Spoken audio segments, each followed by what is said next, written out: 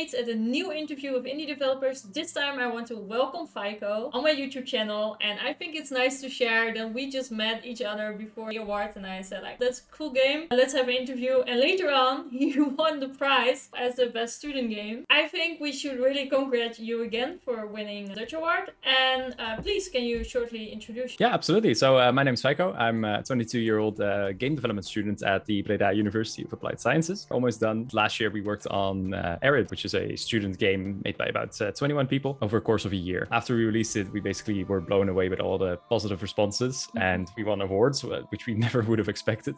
So yeah, overall it's been an amazing adventure, and thank you very much for having me again. So yeah, that's interesting. And I'm also a teacher, and I think most of my students will be wondering like, how did you get nominated? So yeah, how did it happen? It's actually a bit of a longer story, I guess. Of course, in the Netherlands, we have the Indigo Awards, awards for demos, which is Indigo is like a huge conference in summer each year. And we got rejected to that one. So we were like, crap, what other awards can we get? So we started looking at the Dutch Game Award, the IGDA, stuff like that. So we started applying to every one of those that we could find, basically, just because we wanted an award. We wanted something, even a nomination, it's fine. We have to get it. Okay, I see. I mean, the lesson that we can learn is if you have one no, just keep going. There will be a award waiting for you. You never know when. There's so many different award shows all across the world, and some even pay your tickets to go to, for example, Austin, South by Southwest. If you get nominated, they pay for your ticket. So I would definitely suggest anyone who has a game, a demo, to just apply for everything you can find. Okay, that's cool. So, okay, just go back to the game. How long have you worked on Arid? Yeah, so it's a student year. So that's basically 9 months, 4 semesters. And it was divided into different categories of development, of course. So in game development, you have concepting, pre-production, then production, and the release. Around May, we entered into early access. We started in September. So in September, we started with concepting, and around February, we had our first playable demo. And then in May, we released our early access. And then in June, the final version. With the concept phase, was it like the concept was already clear from the beginning, or was there a lot of iterations? The only thing we had was a project name, which is Arid. So we kind of kept that name. It was very nice. It had to be a single player survival game set in the Atacama Desert, and we couldn't have base building. So a lot of frustration from the team because being, kind of 20-year-olds, we love multiplayer games with base building, of course. That's kind of what I play as well. So that was really a big struggle, but we had 8 weeks to figure it out and what exactly to do. We started looking into other games. Are there any similar games to our concept, basically? That was our main question. Okay, so you said like the name was the first thing that was like really there, right? So what's the meaning behind the name? Yeah, so Arid, it's basically means dry. The Atacama Desert is the driest desert on Earth, which, it's not very known. Before the project, I didn't even know the Atacama Desert existed. It's not the hottest, but the sun is the most dangerous. You burn within minutes there. So it really fit with the project, and we really loved it, so we just stuck with it. Yeah. Nice. And like, what was your role during the project? During the project, I switched roles quite a few times. Actually, in the first part, I was a producer, so more team management, and on the side, I did some technical design, working on prototypes. I really love just making something quick in like half a day, seeing if it works. If it doesn't, you throw it away. And after Block B, I started becoming more of a lead designer.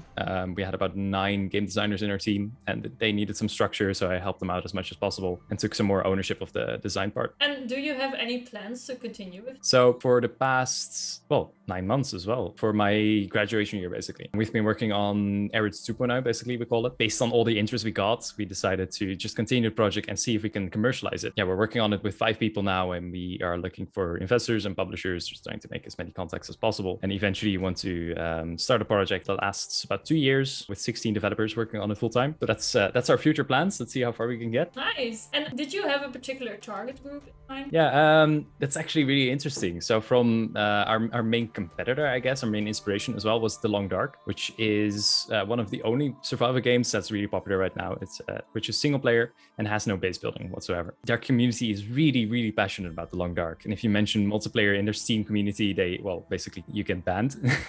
That's how passionate they are about the core concept of the game. So we were like, if we can get this community on board with our game as well, that's just an amazing community to have. So passionate, and they would really be involved in the development process. So our first target audience was really the hardcore survival fans, basically. So was your inspiration the Long Dark? Yeah, so we had the Long Dark, Green Hell, and of course some other survival games like Scum. There was another one, I lost the name. Yeah, Rust, of course. We looked at it. Yeah, there's so many games in the survival game genre, and every single game has some features that overlap with the other ones. So there's some, like if you implement crafting, for example, there's some certain expectations from players on how it works. Fireplaces, for example, if you copy a system, kind of adapt it to your setting, players instantly know how to use it. They instantly know what's going on and what to do with it, basically. Our research went really deep, looked at about 50 survival games, and our school really helped to give us the time to do such a thorough research. And in the end, it really helped us out by, well, making it very easy to pick up as a survival game player. Because you say Arid, like the hottest desert, and that was kind of like your starting point for this, or like how do we need to see that? Yeah, so the starting point was the location. That's the main starting point, I guess. And then we slapped on some features from the Long Dark, created a very simple demo, and just published it basically, and showed it to the teachers, some of the students in our year. We basically went from there on. And like, what challenges did you face when building Arid? Good question. Let's see. There's so many different things that went wrong or didn't go as planned, but I think the main issue for us was that we had a set in stone deadline, basically. We couldn't change anything about the team. We couldn't kick out people, of course. It's a student project. You can't just kick students out. You cannot fire anyone. You cannot hire more people. That was all set in stone. The time was set in stone. So the only thing we could change was the scope. So that really changed a lot. We had many more ideas for Arid, but sadly we had to cut some features and work on some other stuff. I think that was our main issue, really balancing the scope in this project. I mean, I know it's a student project, but I was kind of shocked when I received an email from YouTube that I had a copyright claim at one of my Let's Plays, and it was already a kind of a chaotic Let's Play, and I was like, wait, whoa, like, can you explain that? Yeah, it's kind of embarrassing. So of course we try to really minimize the copyrighted music and, well, basically not use it at all for streamers and YouTubers. It's really annoying to see that pop up, of course. But the thing is, that song it's an Argentinian song, I believe, from the 1930s. It's very old, and the copyright, we couldn't find it. So we're like, yeah, it fits exactly. And actually, it's a bit of a weird story, bit of a dark story. But the singer, I think Carlos Gardel, Argentinian guy, he actually, well, we play the music in the intro scene where you basically are in a plane crash. The singer has sadly passed away during a plane crash in the 1930s. So we're like, that kind of fits. So it would be kind of very background lore to add it to the game. Okay, fair enough. So, because there are so many survival games, like, what do you think is the thing that makes Arid unique? I think if you look at really single-player survival games, the setting really makes it unique. Of course, you have the Long Dark, where the cold is the biggest threat, and it's really emphasized in their gameplay. For us, it's definitely the heat, the sun. The Atacama Desert it's very challenging, very hard to survive there. And I think we also talked to some bushcraft experts, they call themselves. So they love survival in the wild. They go out to deserts and forests and just survive there for a few weeks or a few days on end. And they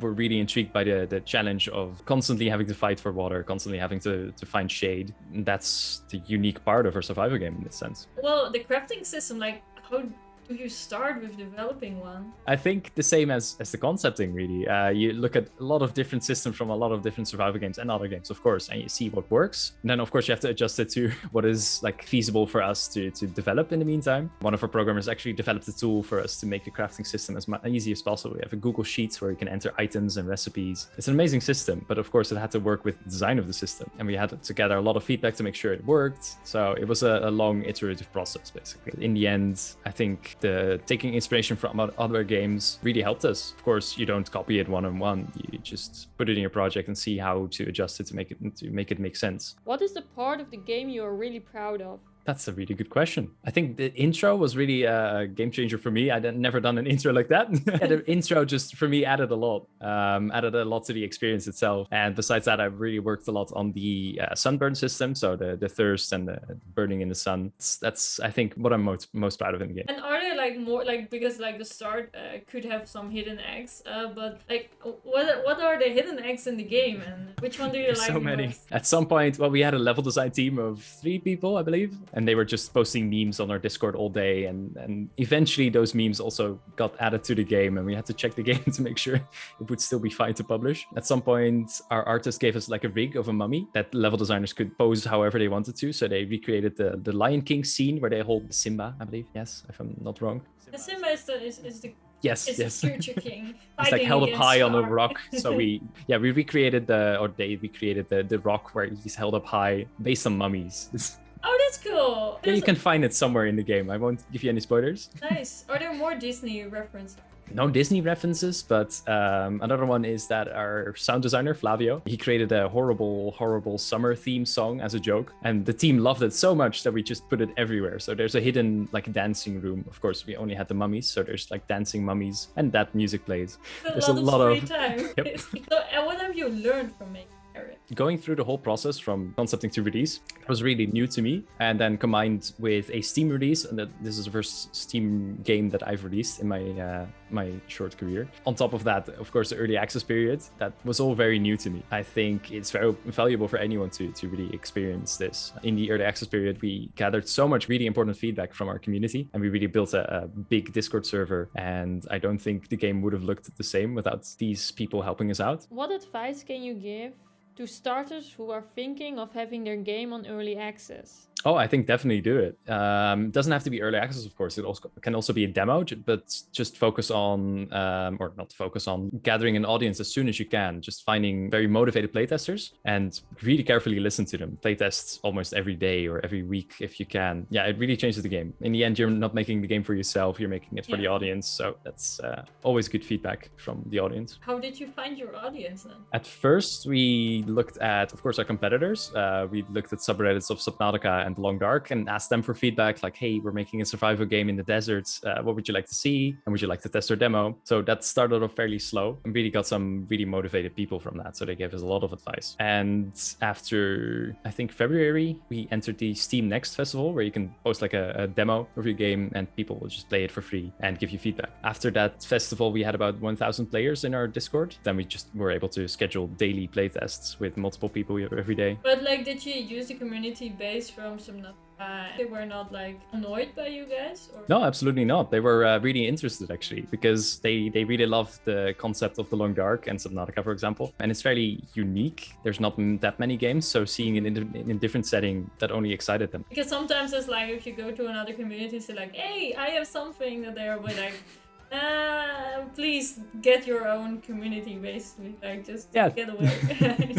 I think the fact that we are a student project and we put it on the forum as big as we could, I think that helped a lot. Yeah. But, yeah. And if you would remake the game and had all the time and money, and like, how would it look like? Oh, that's also a really good question. So, of course, with the continuation of Arid, we were already thinking about this a bit. If we had all the money, I would really love to focus more and more on narrative, just making it very rich, give it a very rich backstory and make it a huge game with a very long storyline. I think right now we have about 12 hours of gameplay and you can explore literally every part of the world. To expand on that would be amazing. I think our community would also like it if I mentioned that one of the most requested features was multiplayer still, which as a game designer, I'm not really sure about, but in the end, the community does seem to like it. So maybe looking into a multiplayer option.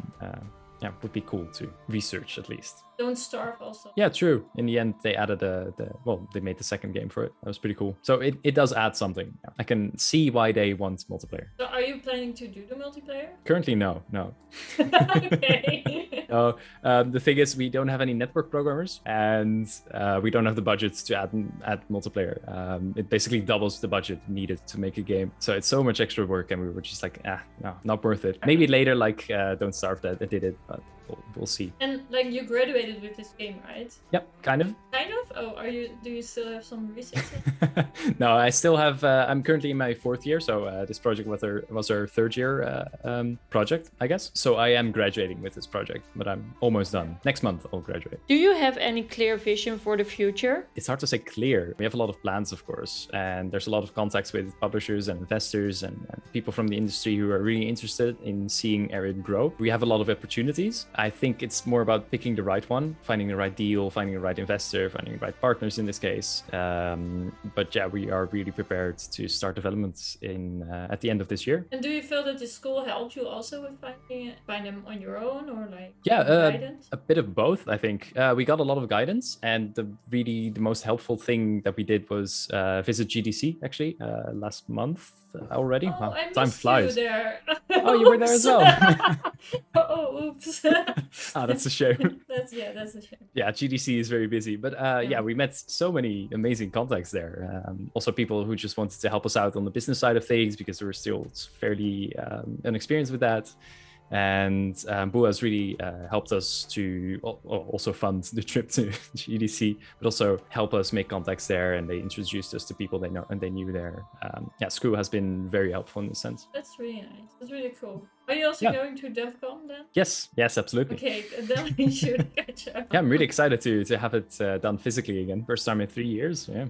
You work with a student group of 5 people, right? Are they still all in for the game? Yeah, so the original team of 21, they kind of split up. And so we have the core team right now, which is 5 people. For this year, basically the only thing that we really needed to get done was the business development side. So that's my full-time job, basically. And the rest of the team is still working on projects themselves to learn more about certain features that we need in the game, or working on internships in AAA studios. So they're really improving their skills as much as they can before we start full development, to make sure that we aren't seen as inexperienced students, and to make sure that we can actually deliver a successful product. And was it also the idea that you're going to set up a foreign country, or are you staying in the Netherlands, or like? Oh, there was yes, there was one of those ideas was to move to Sweden. The game scene there is huge, and the startup scene there is also very big. There's a lot of investments from the government there, but it's very hard to move from the Netherlands to Sweden as a non-Swedish person. So we decided to just stay in the Netherlands for now. And if the opportunity arises later on, we can always move. So there are still plans to go to Scandinavia? Yeah, absolutely. Yeah. So our current setup is a hybrid office, basically. I'm working from home right now. Yeah, keeping the hybrid office vibe, I guess, really allows us to do this. So we can hire people from the US as well. Time zone is a bit of an issue. As a small studio, we really need specialized people. So having a hybrid setup really helps us achieve that. Isn't it really hard for students or starters to hire freelancers? No, freelancers, well, it is hard right now. We're in between funding rounds. So we're still looking for a publisher for the big project, basically, the 2-year-long project. And right now we're fine financially, but we cannot hire anyone. So we have to deal with what we got. Did you also have freelancers working on the game when you were in school? And wasn't that very challenging? No, because the Arid was also developed completely remotely because it was during lockdown, basically. It was kind of hard to adjust at first. But later on, we started reaching out to as many people as we could, asking them if they wanted to help out with the student game in exchange for exposure, of course. Typical student idea. So our sound designer and composer, both are from Italy. They're students there. And our voiceover actors are from the US. So we really tried to outsource as much as we could. And that really helped us push quality as well. When talking about the art, did you try out a lot of different styles or iterated a lot? No, it was pretty set in stone. After the 8 weeks of concepting, our artist created some dioramas to just get ideas flowing. And of course, we had access to both Quixel, the 3D library, and Exterior, which is a more private 3D asset library. So we really used those kind of realistic assets to establish this art style. Okay, so you used rebuilds assets. Yeah. Quite a lot, actually. Of course, we made our own as well.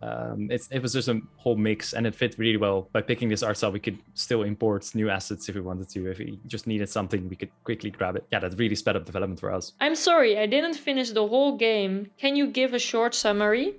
Oh, there's many different stories. Well, of course, you crash down in the Atacama Desert as a female pilot in the 1930s, and you find a lot of ruins. There's no people around. Lots of plants, lots of animal life, but just no people. You find some bodies here and there, and you you slowly start to explore what exactly has happened. We also added some caves in the end. So if you reach the caves, you can finally see that there's an enemy called the Lama Cortez, basically. It's an invisible monster, kind of lore from the Atacama Desert, and they murdered everyone living in the Atacama Desert. There's also some stories in the Atacama Desert about the mining towns. You have sulfur mining in the Atacama, and at some point a mining town kicks out all women, and only the men could stay. And because they did that in our game, the Lama Cortez came and kind of cleared out the whole town. In the beginning, you were focused really on Baba, right? Or Daddy, trying to find Daddy. Yeah, exactly. So it's shifts from survival to more exploration. I'm not sure how far you got in a Let's Play, but if you enter the second cave, in the end, survival becomes easier and easier, and you can explore more and more. And I really love this change in gameplay. Also, it allows you to explore the story, of course, a lot more. And some players that I saw took like 20 to 30 hours to really explore every bit of gameplay we had in the game. Nice. Seeing those playthroughs was amazing. That's really cool. Like, quite a lot of people that watching my channel, they are wondering how to start up their own indie studio. Would you have like some advice for that? Definitely. Well, for me, it was getting over that kind of being afraid of starting a studio. It's very scary, of course. It's like jumping in the deep end. But eventually just doing it, that's the only thing that helped me. Yeah, just going all in, having no plan B, basically. So it has to work. That's also a way. In the end, our school really helped. So it's also advisable to build a network that can support you. Yeah, networking in the game industry is just key. Yeah, thank you very much for like all your wisdom. Do you have like some last advice? Really good question. Yeah, if you have a really cool project that you're proud to show, just go for it. Take the jump. Don't be afraid of, you will always get some negative responses, a lot of positive responses, but just go for it. Apply for all the awards you can see, release the game on Steam, start your own studio. It is worth it, definitely. Yeah, I love it. Yeah, I also have that motto of like, just go for it. Yeah, thank you very much for being here and sharing all your knowledge. Thank you for having me. Yeah, you're welcome. For next month, we are going to talk with the winners from the GDC student game. So that's also really interesting, like what their journey is. So everyone, thanks for watching. And if you have any more questions, please feel free to comment them, and I will for sure recontact Feiko. Thank you very much for watching. Bye bye.